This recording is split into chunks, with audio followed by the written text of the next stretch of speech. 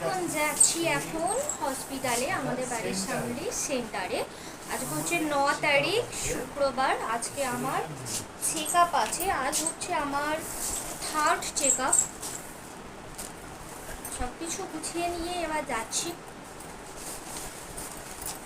First আউটডোরে যাব, আউটডোরে গিয়ে এন্ট্রি করাবো, তারপরে যাব সেন্টারে প্রেশার মাপবে। অ্যান্ড সেন্টারে ডাক্তার আসবে, দেখা যাক কি বলে। দেখো এসে বলবো ডাক্তার কি বলছে বা কি বলতে চাইছে।